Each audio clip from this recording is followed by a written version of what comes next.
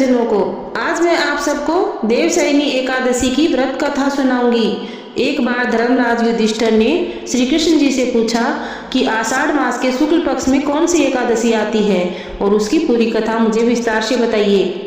भगवान श्री कृष्ण युधिष्ठिर की जिज्ञासा को देखते हुए युधिष्ठिर से कहने लगे कि हे धर्मराज युधिष्ठिर, सुनो, आज मैं तुम्हें एक कथा सुनाता हूँ।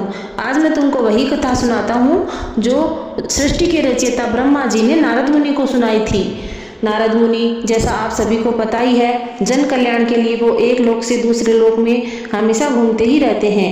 वो एक बार घूमते घूमते ब्रह्मा जी के पास पहुँचे और जाकर ब्रह्मा जी से पूछने लगे कि आषाढ़ मास के शुक्ल पक्ष में कौन सी एकादशी आती है और उस एकादशी का महत्व क्या है, उस एकादशी का नाम क्या है।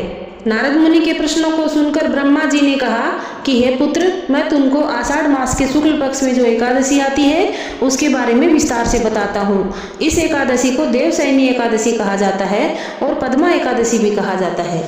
और इस एकादशी के विषय में जुड़ी हुई मैं तुमको एक पौराणिक कथा सुनाता हूँ। पृथ्वी के ऊपर एक बहुत ही धर्मात्मा राजा, सूर्यवंश के राजा मानधाता राज्य करते थे। राजा मानधाता के राज्य में बहुत ही खुशहाली थी, लेकिन एक बार की बात है कि वहाँ अकाल पड़ गया और बहुत सारी प्रजा है वो दुखी रहने लगी।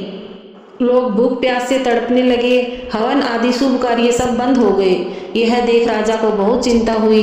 राजा ऐसे ही सोचते सोचते एक दिन वन में निकल गए और वन में जाकर उन्होंने देखा कि एक ऋषि बैठे हुए हैं। उन ऋषि का नाम था अंगीरा। राजा अंगीरा ऋषि के पास पहुँचे। राजा ने अंगीरा ऋषि को प्रणाम कर अपनी सारी व्यथा कथा सुना दी और कहा कि मेरे राज्य में अकाल पड़ा हुआ है, लोग भूख और प्यास से मर रहे हैं और लोगों का कहना है कि राजा की बुरे कर्मों की सजा ही प्रजा को मिलती है। लेकिन हे गुरुदेव, जहाँ तक मुझे याद है, मैंने अपने जीवन काल में कभी भी कोई ऐसा कार्य नहीं किया है जिसके कारण प्रजा को दुख भोगना पड़े। एक बार आप अपनी दिव्य दृष्टि से देखकर बताइए कि मेरे राज्य में अकाल पड़ने का क्या कारण है। तभी वो ऋषि बोले कि हे राजन, ब्राह्मणों के द्वारा किया गया पूजा पाठ फल ही भगवान को मिलता है और वही शुभ माना जाता है। लेकिन तुम्हारे राज्य में एक शूद्र जाति का और नीची जाति का व्यक्ति आजकल पूजा पाठ कर रहा है, हवन यज्ञ कर रहा है। अगर तुम उसको मरवा दो तो तुम्हारे राज्य में वर्षा हो जाएगी और प्रजा सुखी हो जाएगी।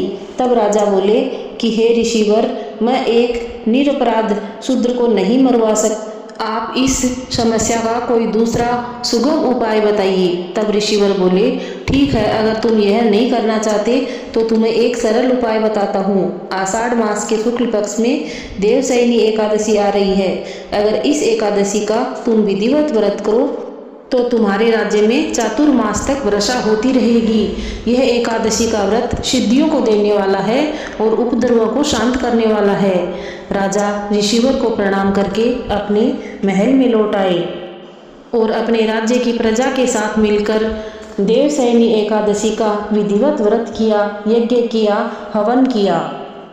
ऐसा विधिवत व्रत करने से राजा के राज्य में चातुर्मास तक वर्षा होती रही, प्रजा खुशहाल हो गई। राजा और प्रजा दोनों के सारे दुख दूर हो गए। कथा का समापन करते हुए देव ऋषि को ब्रह्मा जी ने बताया कि यह व्रत समस्त जीवात्माओं को मुक्ति प्रदान करने वाला है। आगे भगवान श्री कृष्ण धर्मराज युधिष्ठिर से कहते हैं, हे राजन, यह एकादशी इतनी प्रभावशाली है कि यदि व्रत नहीं किया जाए तो इसकी कथा का श्रवण मात्र से ही इस व्रत के पुण्य का फल मिल जाता है और उस व्यक्ति के सारे पाप नष्ट हो जाते हैं। भविष्य उत्तर पुराण के अनुसार इस दिन भगवान विष्णु 4 महीनों के लिए योग निद्रा में चले जाते हैं और इस 4 महीनों के अंदर कोई भी शुभ कार्य नहीं होता, जैसे गृह प्रवेश, शादी विवाह आदि कोई भी मांगलिक कार्य नहीं किए जाते हैं। इस दिन से ही चातुर्मास प्रारंभ हो जाता है। देवशयनी एकादशी व्रत की आप सभी को बहुत बहुत शुभकामनाएं। और इस व्रत के बारे में और जानकारी हासिल करने के लिए इस चैनल राजस्थानी रीति रिवाज को सब्सक्राइब कर लीजिए। यहाँ पर आपको राजस्थान में सभी व्रतों त्योहारों की जानकारी दी जाएगी और सभी कथाओं का यहाँ पे आपको एक संग्रह मिल जाएगा। मिलते हैं नई कथा नई कहानी के साथ, तब तक के लिए सभी को राम राम, जय श्री राम।